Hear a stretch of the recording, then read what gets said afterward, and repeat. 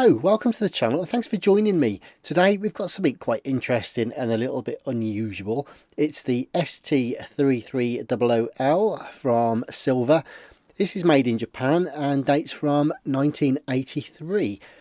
There's really not much that's known about this. I certainly couldn't find much when I was scouring the internet, as it were. And it's basically a radio cassette recorder with a built-in keyboard, or keyboard of sorts anyway. Is it a novelty? Is it not? I guess we'll find out. The reason I know it's from 1983, incidentally, is I did manage to find it back in an old version or an old catalogue from Argos, dated 1983, and it was priced at $99.99, so it was the same price as a Sharp GF450. So we'll wait and see how it compares sort of quality-wise, but I've actually got the advert here, and I'll just give you a quick précis because I think Argos can do a much better summary of this unit than I ever could. So here we go. Features a synthesized 2-octave 25-key electronic keyboard, built-in sustain. Use the keyboard together with the stereo cassette recorder to play or record mixed mic and keyboard sounds. 8 pre-programmed melodies, long, medium, short and stereo VHF waveband coverage. Damped cassette eject, auto stop at tape and automatic record level control. LED indicators for power, recording, stereo, VHF and keyboard. Tape counter supplied with stick microphone. Alas, I am without said microphone. Output 2 times 8 watts PMBO, as always. Operates from 240 volts AC mains or 8 HP2 batteries. And as usual for Argos, in brackets, order 8 of said catalogue number at 39p each. Now you can imagine what a pain it was back in the day buying all those batteries for radio cassettes and Walkmans and all the rest of it. But I'll tell you what, I wouldn't mind a D battery now for 39p, that'd be nice. So a bit late to pop into Argos and get one now, but we've got one here. And overall it looks to be in pretty good condition, to be honest. There's a couple of weird little cosmetic blemishes which I'd like to try and address, and it needs a deep clean and a polish, but by and large it all seems to be there. So I've already given you the précis from Argos, and basically what we've got here is the main power switch I should say, just there. We've then got the radio tape keyboard function switch. Next to that is the mono stereo selector, master volume control, master tone control and the 4-band radio. Tuning is done via the single knob on the front, no tuner, fine tuner there. And I'm just looking at this and I can see that the needle is actually moving, so that's good. And it looks to all intents and purposes like a double cassette, but actually this is the cassette side here, and eject there's that damped eject, that's still working nicely. Very dusty in there though, it's got to be said. And then this is the melody, compose and all that kind of stuff just on the front. So does it work? Well, what I want to do is just kind of check the radio first, and to do that, it's a very dark day, but I'm just going to kill the lights for a second so we can get the best chance of getting some FM. LED lights, by the way, do interfere with the FM signal here. So power on. There's the radio.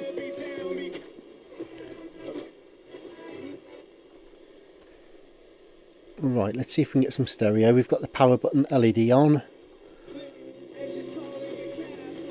Right, now if you can hear that, you might just see, I've got to be careful with copyright, but basically the FM stereo light is flickering and it's kind of coming and going fuzzy on the FM. So I think the pilot signal is probably slightly out of alignment, so we'll need to do that, I think.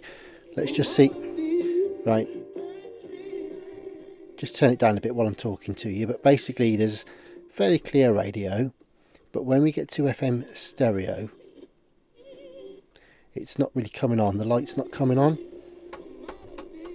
I'll just work the switch a few times to make sure it's not corrosion on the mono stereo switch, but there we go. If you have a listen, you'll see I can hear Shania Twain going there, and the FM stereo light is flickering and the signal is buzzing. And again there, yeah, and again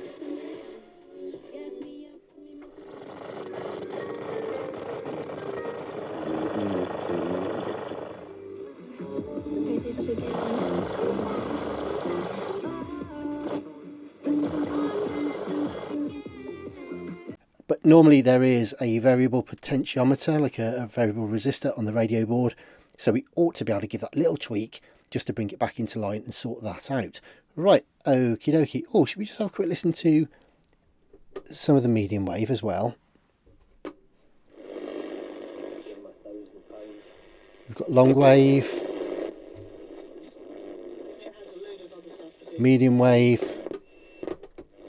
There might be some short wave on there as well, but just out of interest really. Once we've cleaned everything up, we'll probably get a bit better, but yeah, just wanting to see if the circuitry's still working. It seems like it is, even though really we only use the FM these days. Right, okay, then let's have a quick look at this tape. Nothing too fancy here because it's pretty dirty in there. I haven't cleaned the tape path or anything at all, so I'm just going to try that. Right, the tape counter is working, so oh, hang on. Oh, that fast forward struggling. So it rewinds quite nicely. Oh dear. Fast forward, it sounds like an old Cortina trying to crank over on a winter morning then, so it's not really happy. Let's see if it'll play though.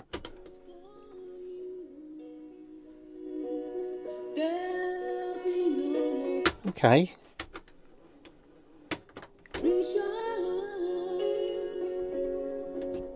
And as much as the YouTube copyright will let me get away with there, I just quickly work the pots, and the volume and tone are working freely. They're having a good effect and there's no crackle, so I'm quite happy with that.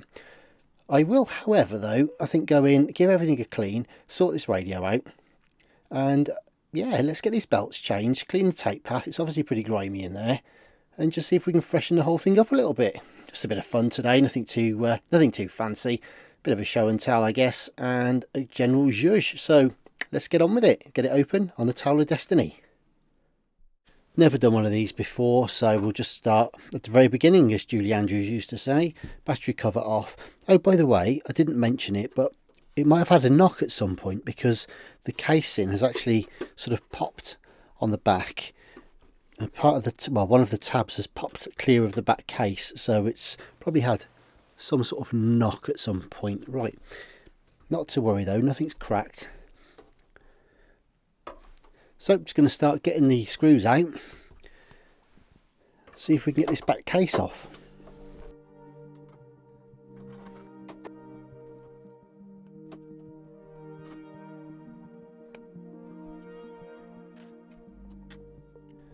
Right, that's the tuning knob, volume and tone controls off. Let's pop the eject door, see if we can get this back cover off. Yeah, still looks like it's fixed there, so I reckon there may be some screws buried in the back of this. Let me just have another look.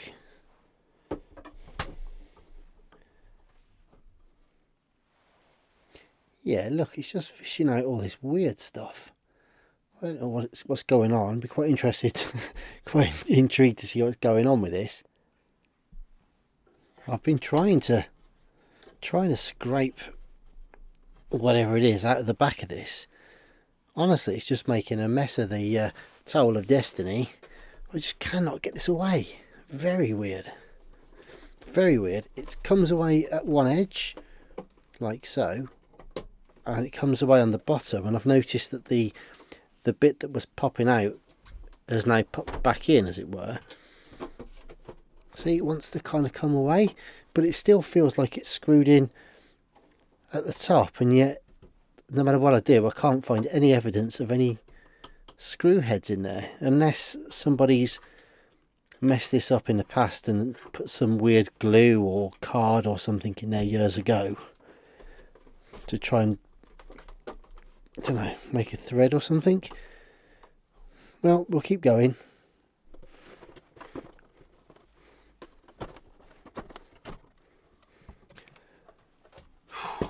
Blimey. Right, let me just pull this power supply away. And an aerial. Well, I don't mind telling you, but I will tell you in a minute as soon as I've got this screw out. no, one of them's still stuck in the back case, but basically, don't know if you'll see that, but yeah, I don't know what on earth all that stuff was, but it's made an unholy mess all over the work surface here. And honestly, it's taken about 15 or 20 minutes to get those two screws out. At first I weren't convinced that they were screws. I thought somebody might have just gunked them up or something. Then I was using like a little scraper pick thing to get in there and try and get all the whatever it was out of the holes. Yeah, then using different size screwdrivers, flat blades, small crossheads, larger crossheads, just trying to find some way of getting in there. And then so I'm just trying to get this other one out while I'm talking to you. You wouldn't believe how complicated this stupid little job has been. Yeah, so basically using whatever I could. That's better. Let's see if we can get this out, just to try and expose some of the light. And finally, just by shining the torch down the hole at the right time, I managed to find a metallic reflection. So I was pretty confident there was a screw in the hole. I'll tell you what, is that it there? That the other one? Yeah. So I don't know. Honestly, I thought this was just going to be a nice, simple, quick little job for the afternoon. And I'll tell you what, it's taken nearly half an hour just to get this thing apart. But anyway, here we are. A lot of dust, a lot of sawdust and general sort of debris and stuff in here. But basically, you've got the aerial connection that goes to the board just there. The input there, you've got a DC jack and also obviously your AC cord from the wall. So I'll put this to one side while I give it a bit of a clean later. And then here's the, oh dear me, oh my days. Hang on. Gosh, that's grim. You can probably see some of that, but I don't even know. So there's all sorts of, I don't even know. I dread to think. It's yucky as here. Sorry guys, I'm waffling on a bit here, but my days, it's pretty grisly. Don't mind telling you. Anyway, I'm going to get all this out. Spider webs and sawdust and, oh dear, great big chunks of it, man. So I'm going to give this a bit of a clean. So forgive me for repeating myself a little, but I've just gone away and cleaned out these casings and wiped them down a bit, so they're a lot better now, so we can do this nice and clean and fresh. Basically, the back cover had the connector from the aerial to the radio board inside the main unit, and the only other connection was the DC supply to the main board. So essentially, either through the DC jack or from the wall outlet, we go through the primaries of the transformer, out through the smaller secondaries, so a lower voltage, which then goes through this bridge rectifier here. We've got 4 diodes and a couple of smoothing caps, and indeed the power fuse as well. So the upshot of that is we're going to get our voltage there, stepped down and relatively smooth for our supply to the board. That's all there is really to see, by the battery connections as well on this back panel, and the handle that we can see squeaking away nicely there. So the main unit itself, I'll just zoom you in a bit. Starting no particular order, we've got the external left and right inputs there on that microphone board. Radio this side with a ferrite rod antenna, of course, tuning capacitor, various IF stages and demodulation chips. I did mention, didn't I, about the FM stereo probably being a little bit out of alignment, so that's more than likely the 19 kilohertz pilot signal that we'll need to adjust when we do the radio. We've got the waveband selector switch just there. The tone and volume pots are nice and easy to get to, they're just in there. And then our switches for the power, mono, stereo, and indeed our function, master function switch as well, just there. We've also got the play and record bar, which will need a clean, no doubt. Not a great deal more to see here. One thing of interest though is there are various kind of diode and capacitor dotted outlines on here, and we did say, didn't we, that it looked like it was a double deck, or could be a double deck, and that this part here is actually the synthesizer part now on this unit with the keyboard. But it does say on here that for various units, in fact this one there, the ST3300, there's dotted lines for additions and subtractions to the board, and it looks here like, well, it says tape 1 head, so I'm guessing that this circuit board could be used for a twin deck configuration. And obviously when there's only one cassette deck in here, then they omit certain parts of the components. So I'm guessing that's all that is. We've got 4 watt speakers max, nominal 2 watts at 8 ohms either side. And one thing to note is, despite the rather impressive looking tweeter section at the top just here, there's actually nothing but fresh air behind it. Totally empty, not even a piezo speaker or anything like that. I've looked at things in the past like JVC RC680Vs, which look quite impressive, and ultimately they've only got piezos instead of what you might call a conventional proper magnetic speaker, but this has got nothing at all. So there you go, just thought I'd give a quick whistle stop tour of the internals of this unit. I've got my first glimpse here of the circuit board for the keyboard part. Loads of electrolytics and a few chips in there as well, but I would imagine this whole thing just needs picking apart and coming out in one go, and we should be able to get to the cassette mech from there. Like I say, it was working alright to be fair, but it wasn't fast forwarding very well, so it'll need a new belt, if not 2, if that's what it requires, of course. Plus we know there's a counter belt on this as well. So anyway, enough jibber jabber. Just sort of want to give you an overview of what's going on in the inside, given this is a rare unit. So next stage I think is going to be to start picking some wires apart, getting the screws off of here and seeing if we can remove and sort of peel back the circuit board. Okay, then I can see 1, 2, 3 with a little cable tie, and 4. They are actually arrowed, but it's quite nice just to put a sanity check pen mark on there as well. There are other holes, of course, that go onto plastic posts here, but I think that's the through holes for the back casing, so we don't need to get those off today.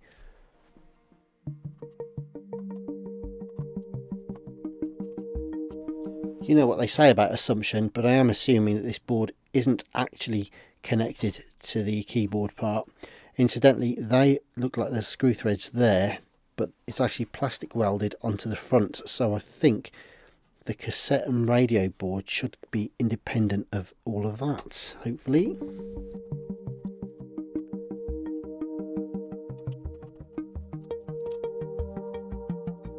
Actually, there is another screw just in this side here.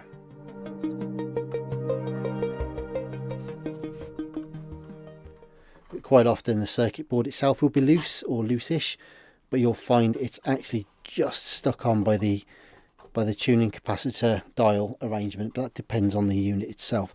Okay, anyway, this is good. This is looking like it's about to come away. So we've got some cable ties here.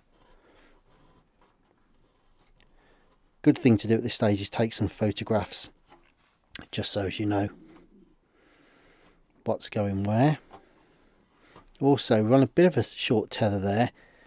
There is a cable just there mounted to one of the motor mounts and soldered on at that end, so I might even desolder that yet. Let's just see how we go. Okay, we have got the most horrendous hailstorm going on, so you might be able to hear me, but basically I'm just going to clip this little cable tie away. I've colour coded the little multi-plugs, so I'm going to get those away now, and hopefully that'll give us a bit more leeway.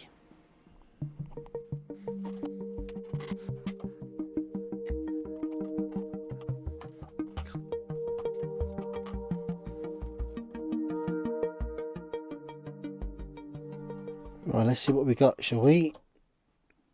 Oh, that's lovely. That's awesome. I've got to say, all I did was undo, what, I don't know, 1, 2, 3, 4, 5 or 6 multi-plugs, a couple of leads, and there she is. Nice. well, that's easy.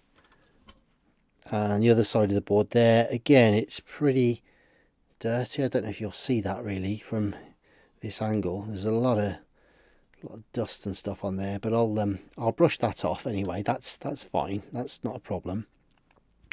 And yeah, okay. So it'd be very easy to work on if there were any specifics we needed to do. But actually, this is just a quick clean, service the pots and stuff, and away you go. Now this looks very, very much like a JVC RC250LB, if I'm not mistaken, inside of here. So yeah, okay, this will be easy enough to do then. Just the one belt on there for the main drive, and then the counter belt just on there. Happy days. Okay, so I've just taken a quick break, made myself a coffee, and came back and cleaned out this casing a bit more. Also cleaned off this circuit board, so that's really nice and clean now. And I just used an anti-static brush and just hovered the vacuum. And people say, oh, you shouldn't vacuum circuit boards. You don't want to be rubbing the nylon bristles all over the board, but if you hold it sort of, 3 or 4 inches off and just use an anti-static brush just to gently get the dust off, it's absolutely fine. In my experience anyway. You choose to do as you will. Incidentally, who remembers Practical Photography? An old magazine from back in the day. Well, this is one of those like lipstick lens brushes you used to keep in your kit bag, but I think they're brilliant for cleaning in amongst all this sort of stuff. I love all that those sorts of things. Anyway, that was a quick aside. And so this mechanism looks very much like the one in a JVC RC250LB, and may indeed be the same one. But you can see it kind of working okay there, and it did play. I'm just turning the motor manually here, and you can see the flywheel and the intermediary are both spinning. And in fact, if I press play there, look, everything's working okay, and stop. Now, if I were to rewind it, watch what happens to that intermediary wheel. It will move further away and actually put quite a lot of tension, see that, on the belt. Not massive tension, but the point being that if it were to work, or it was marginal, it would actually work, not a problem. Problem is though, when you do fast forward, it barely moves at all, so you might find that that's when it starts to slip and struggle. So that's the situation we've got basically. We've got a marginal belt, and in fact it feels not too bad in terms of tension, but it's dirty and it's very dry. It's lost that natural grip that rubber would have, and you'll find that sometimes even if a belt hasn't stretched or deformed too much, it's lost its actual bite on the pulleys, and so that will be the same end, is that it won't work properly. So we're going to replace this belt anyway. I am just wondering, see, I don't need to, but might just take the mech out a little bit just to have a poke around.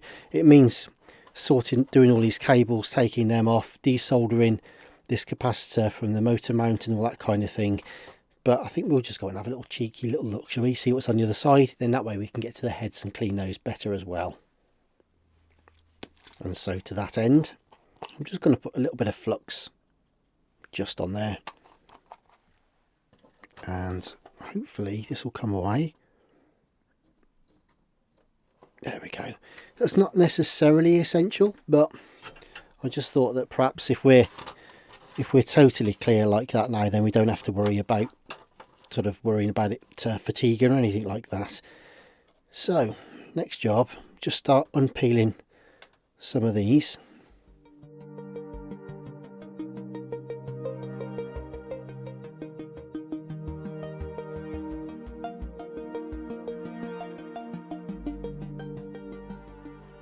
One more screw over here.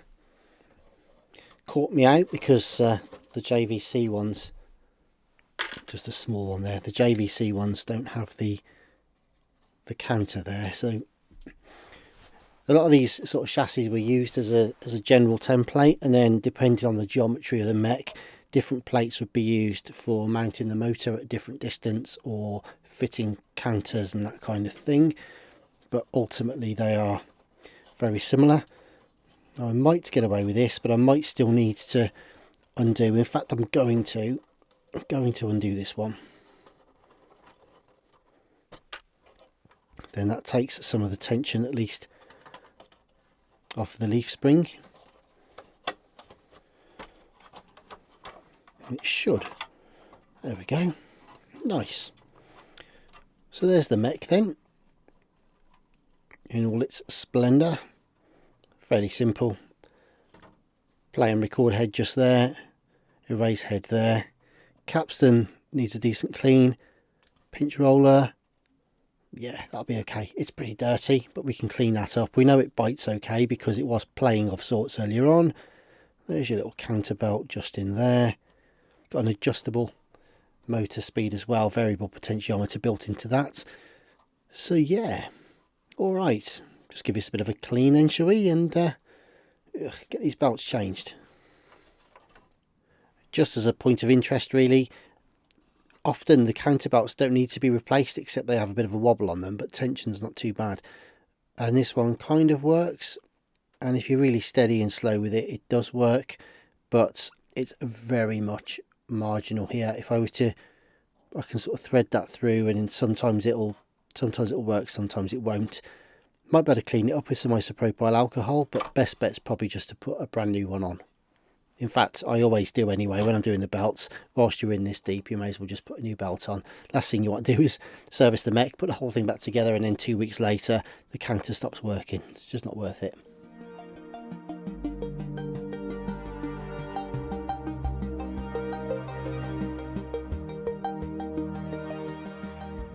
So I've just cleaned the heads and the tape path on the other side and given everything a bit more of a clean. I'm finding I'm just having to dust this and clean it as I go.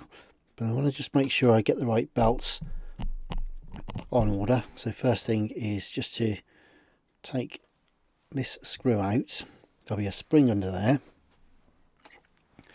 And a cheeky little washer as well. But there's a method in my madness. And that is by doing it this way and taking the tension off the back plate. You can generally sneak the belt underneath like so, without having to take the backing plate off from these little screws and what have you at the side. So there we go. Right, as I say, the belt itself didn't look too bad. I've seen a lot worse. It's just a bit dry. Yes, we could try and restore it with some alcohol, but to be honest, easier just to get a fresh one on, I think. So just clean the running surfaces on the pulleys and put a drop of oil on the motor as well. Now let's fit this belt.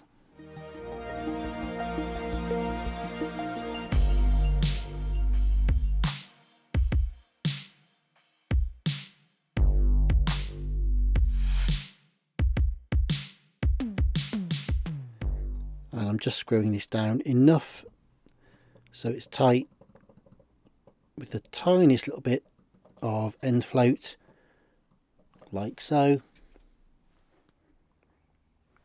and then a tiniest little bit of lacquer just to act as a thread lock. Well, not so much a thread lock, but just stops it from vibrating loose. And now the counter belt to go on this side. Lovely. Again, you can see not tight, it's not strangling the mechanism, but it's working beautifully. Fantastic stuff. Okay, we've got the age-old dilemma a little bit with these now, and that is that the access for the motor speed is on the top side, but because of the complicated nature of this one and the way that all of the multi-plugs have to go in for you to be able to hear anything, because the tape heads and leaf switches and all that kind of stuff have to go onto the board, actually it's got to be inverted and inserted before we can even play it to see whether the speed is right or not.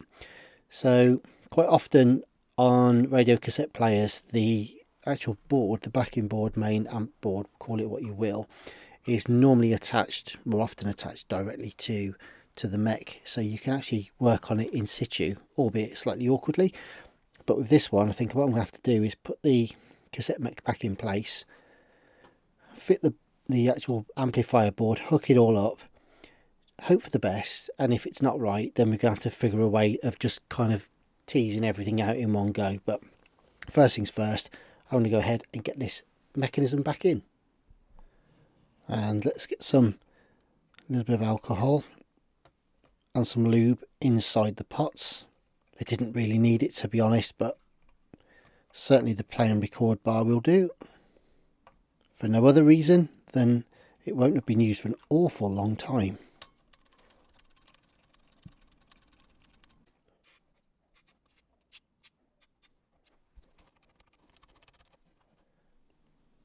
Alright, well, I just hooked it up to a benchtop power supply. Hooked up a few components as I needed to, for example the speakers and the tape heads, of course. I don't need things like, the keyboard at this stage, or indeed the microphone inputs, so we don't want to be plugging in more than we need. Unfortunately, I've just tried it with calibration tape and I'm about 5% fast. It does feel fast, and it kind of sounded fast, and sure enough it was. So that means we've got to get this back out. I guess it's not the end of the world, it just means there's a lot of messing about. I'm going to have to very carefully and gingerly set this to one side, like so. Then remove the cassette mech, and then see if we can sort of tune it in situ. So that's the next stage. Right, I've got auxiliary power hooked up again. Let's get this on. Try and remember which button is which. So I'm going to leave this running, see if I can sort out the tape speed. It's all going to be a bit of fun and games, so I'll see you in a minute. So I've just used a couple of different apps here to keep it nice and simple. Basically, I've got one here that gives me a 3 kHz tone. And I've also got a 3 kHz tone on here, and I can use the outgoing signal and match up the peaks, and I'm actually getting, well, 2999. So happy with that. And then I did just chuck in a tape. Where is it? A bit of Fleetwood Mac. Had a quick listen to that just as a sanity check. So yeah, I'm happy with that. That can go back in now and get buttoned up.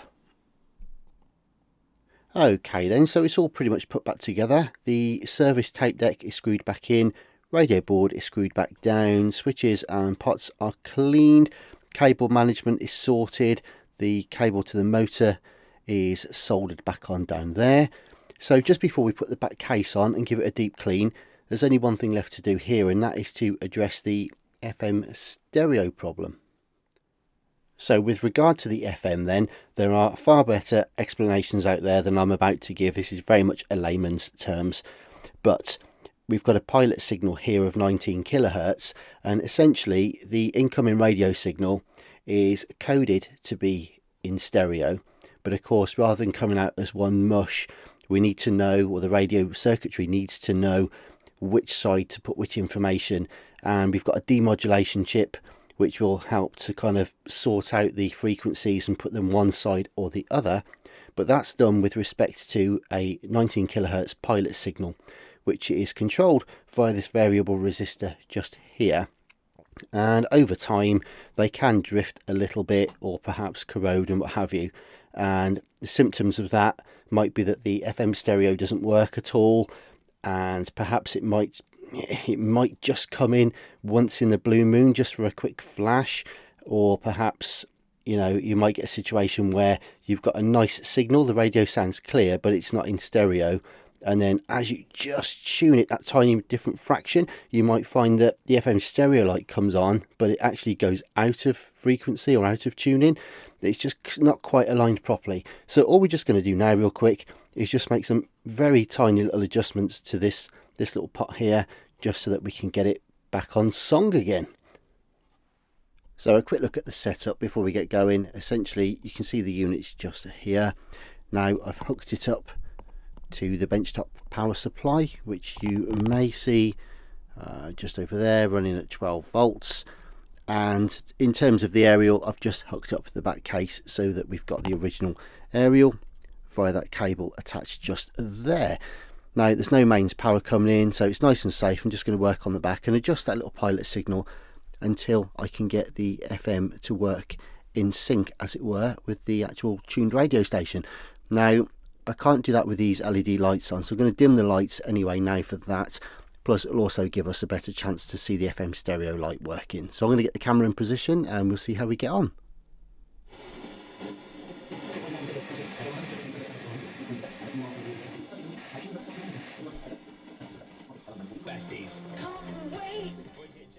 So the FM stereo light is off now, and I'm just going to tweak it a bit. And there it comes on. And if I over tweak it, it goes off. I'm just going to find that little midpoint. There we go.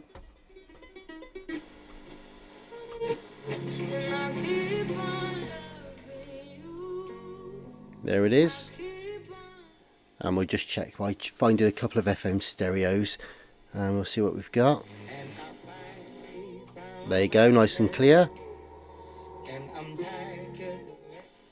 And some more. There we go. I can't. And another one. There we go. I can't play too much for copyright reasons, but you get the idea. You can see the FM stereo lights on now, and as I'm tuning through the stations, you can see it coming in like so. Good stuff. Okay, so let's get these lights on, give the thing a clean, and get it back together again.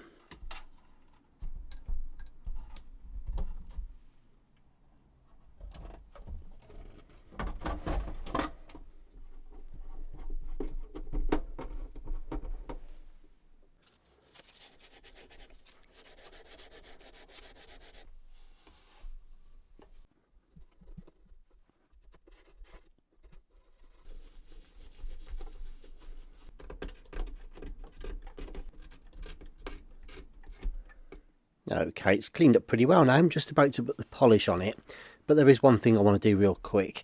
At some point, the little cover for the handle has broken. It's just a little cover plate there, and someone I think has used some resin or glue or something to fix that. Now, I'm not too worried about that. That's just part of it. However, bear with me. Let's just move this camera around. There is a splodge here. And basically this looks, well, you can see it's quite a lump, and at first I thought it was actually a cigarette burn or something like that. It's quite pronounced, and I thought it was a melt in the plastic, but I think, having realised now that they've sort of resined the handle bit there, I've got a feeling it was probably a drop of epoxy or something like that that's got stuck on there. Now, it's damaged the paint a little bit, but I'm not too worried about that. It's actually not a massive spot, but I'm going to just try and see if I can pick it free now. Well, not pick it free, but just get a razor and real carefully just start working my way through this. There you go. Just see if I can, sorry, all you've got is my fingers in focus, but basically I'm just trying to get this away through there, and hopefully it'll come away if I'm super careful. That being said, I might be able to pick it off now. Yeah, it's coming. So I'm just going to work on that for a little minute, get the thing polished, and hopefully it should be looking good. Okay, well, I've got the worst of that off now. It's so tiny. I mean, it's like a tiny coffee bean size, if that, really.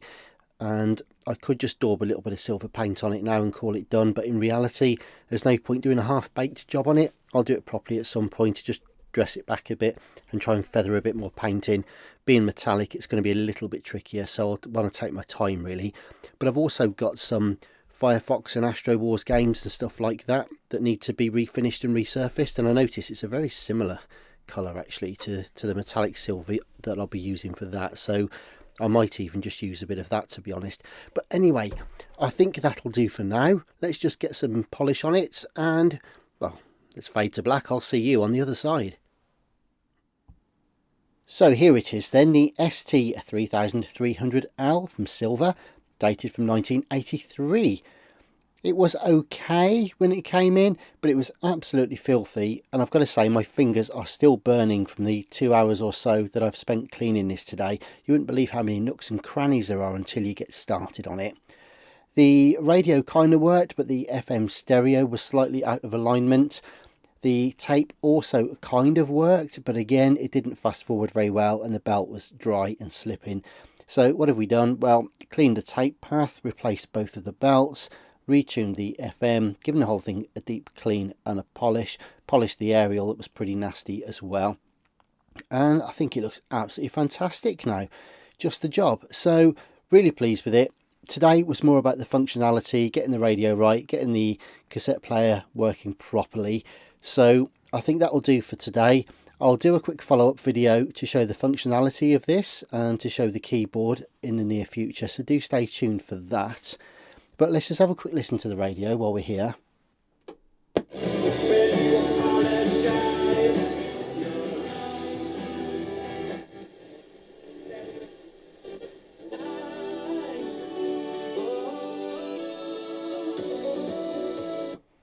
And you can see the FM stereo light was on there, and that's all sorted and working nicely. But as I say, I'll be back soon with a bit of a show and tell on how the keyboard side of this sounds and whether or not it's any good. But in the meantime, thank you for watching. Stay safe, I'll see you soon, and I'll leave you with a few memories of 1983. In 1983,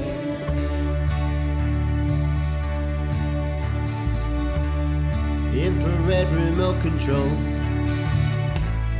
Toto on the radio, BMX and soda streams, knitted tops and faded jeans, He-Man versus Skeletor, a Walkman and a Commodore. It might just be a 64, but it's 83.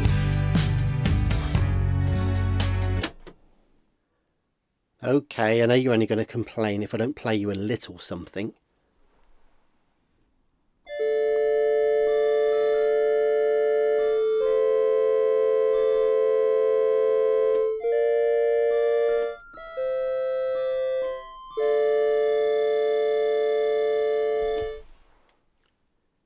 Catch you soon, guys. Stay safe. Bye-bye.